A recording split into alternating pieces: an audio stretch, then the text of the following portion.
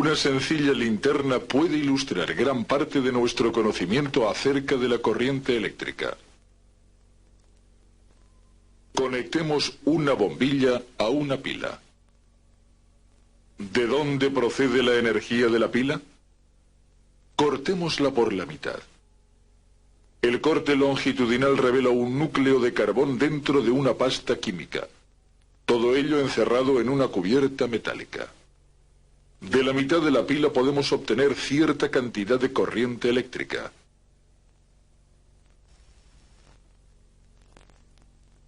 Esto ilustra el movimiento de los electrones en el cable. La corriente eléctrica que enciende la bombilla. Esta es otra forma de hacer una pila eléctrica.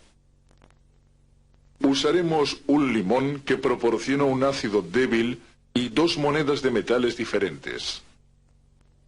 El galvanómetro indica el paso de los electrones. ¿Qué tienen que ver los agentes químicos con la electricidad?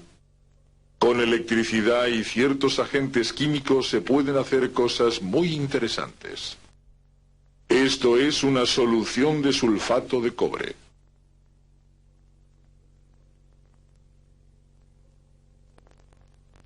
Dejaremos que la electricidad de una batería pase por ella unos minutos.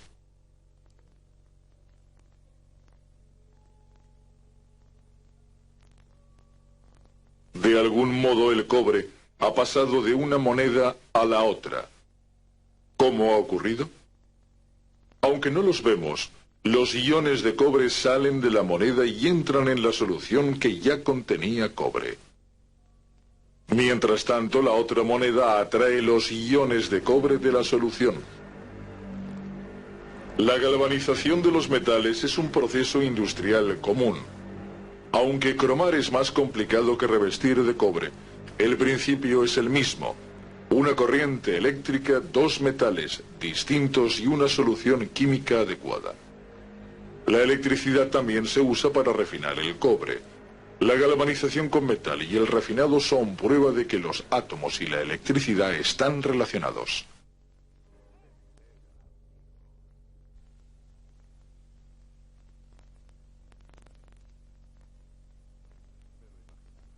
Cuando conectamos un cable de cobre a una pila, el alambre se calienta, como muestra este termómetro.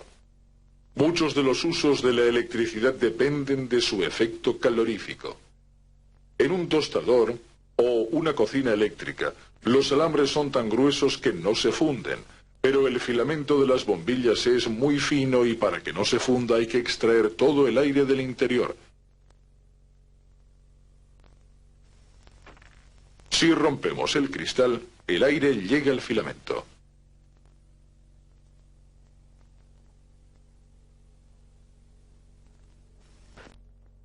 ¿Cómo fluyen los electrones en un circuito? El material por el que circulan los electrones se llama conductor, y aquel por el que no pasan, aislante.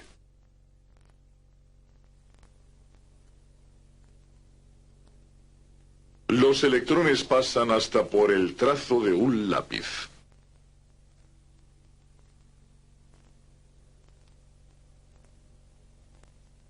Cuanto más fina y larga sea la línea, más resistencia ofrecerá a la corriente. Fijémonos en la aguja del aparato. La conductividad controlada se usa mucho en electrónica.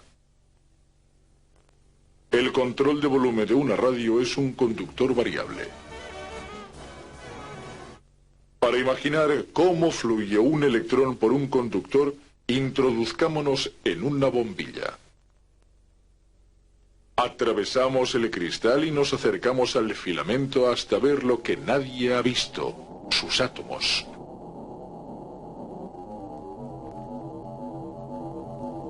Alrededor del núcleo de cada átomo hay pequeños electrones que giran a gran velocidad. Algunos pueden pasar de un átomo al siguiente.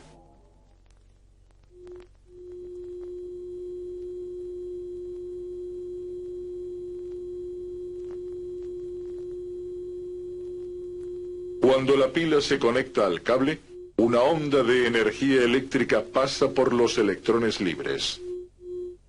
A estos los empuja ahora un campo eléctrico que se mueve a la velocidad de la luz. Con el movimiento de los electrones reaccionan los átomos que vibran más vigorosamente. Esto es lo que produce el calor en el filamento. Un importante efecto de la corriente eléctrica es el magnético. Observemos la aguja de la brújula. La corriente del hilo de cobre crea un campo magnético que tira de la aguja magnetizada. Un muelle de hilo de cobre concentra el campo magnético. Con cada vuelta del mismo el campo se hace más potente. Ahora, el tornillo de hierro actúa como un imán. Lo llamaremos electroimán.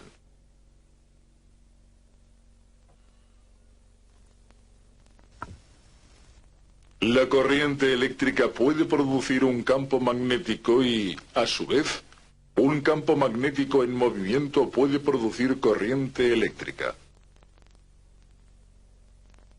Esta bobina está conectada a una bombilla.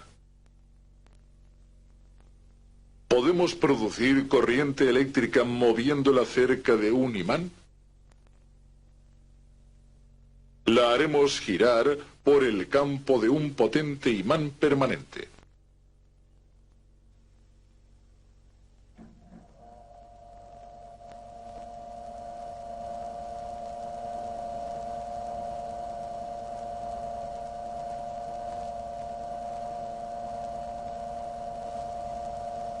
En todos los generadores eléctricos se usan bobinas e imanes. Así funciona el generador de una bicicleta, y en mayor escala, la energía del agua o de una máquina mueven bobinas o imanes para generar casi toda la energía eléctrica que usamos. Cuando vemos una luz eléctrica, hay un generador funcionando. La electricidad puede ser peligrosa y debemos tratarla con precaución.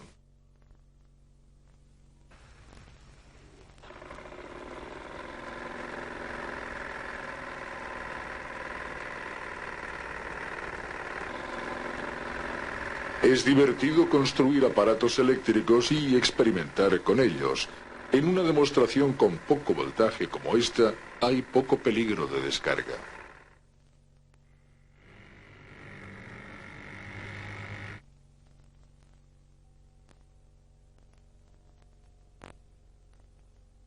Pero la electricidad que llega a nuestras casas puede ser peligrosa. Debemos tener cuidado. Cuando los enchufes se sobrecargan, los cables se calientan. Por suerte, la mayoría de los hogares tienen fusibles que se funden antes de que los alambres se calienten lo suficiente para ser peligrosos.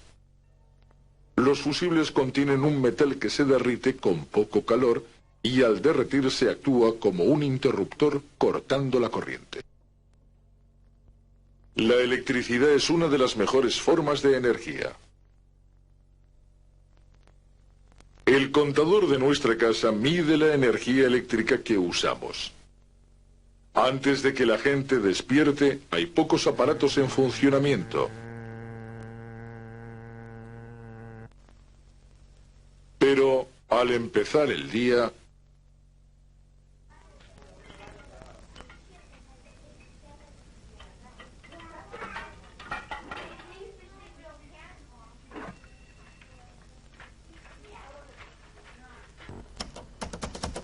la electricidad es relativamente económica, pero puede costarnos mucho dinero si la consumimos descuidadamente.